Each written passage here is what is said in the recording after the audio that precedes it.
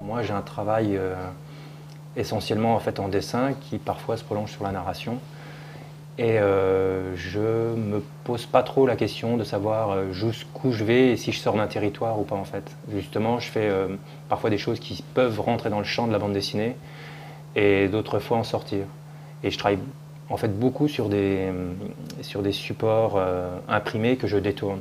Donc parfois c'était de la bande dessinée, ça n'en est plus, et parfois c'est pas de la bande dessinée et ça peut devenir de la bande dessinée. Donc en fait, c'est pour ça que moi je navigue un petit peu enfin, dans le domaine de l'édition, de l'exposition, mais entre la bande dessinée et l'art contemporain. Mais je ne me pose jamais la question de savoir comment ça va être interprété par le monde de la bande dessinée ou par le milieu de l'art contemporain en fait. C'est plus une sorte de franchissement de frontières volontaire, mais justement en essayant de sortir de cases vraiment définies et sans me poser la question de dans quel secteur je vais être rangé, quoi.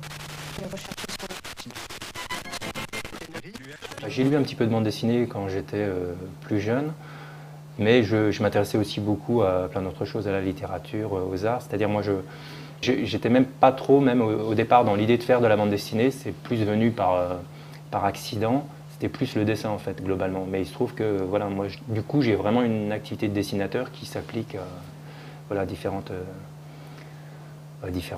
choses. Est-ce qu'on peut parler de cette œuvre particulière, en tout cas pour les gens qui la découvrent, qui s'appelle Panorama du Feu? Alors Panorama du Feu, c'est une sorte de travail de détournement graphique, de couverture, de comics d'après-guerre, en fait, des années 50, 60 à 70.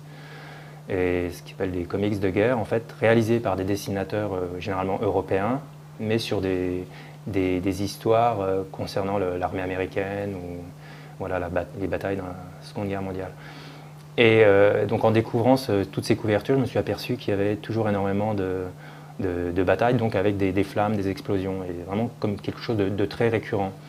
Et donc moi j'ai eu une démarche à la fois de réflexion sur ce travail, mais sans entrer dans la théorie, c'est-à-dire que par le dessin, j'essaye de réinterpréter toutes ces données visuelles pour produire une nouvelle série d'images, c'est-à-dire en recouvrant d'encre noire les couvertures et en laissant apparaître uniquement certaines zones de couleurs, dont les flammes et les explosions, le titre du comics et des petits pictogrammes qui se distribuent sur la couverture du comics. Et tout ça forme une sorte, donc je crois qu'il y en avait une cinquantaine ou 70, je ne sais plus, un grand ensemble de couvertures noires mises les unes à côté des autres qui font comme une sorte de panorama d'une bataille gigantesque vue à travers un grand écran de contrôle, quoi.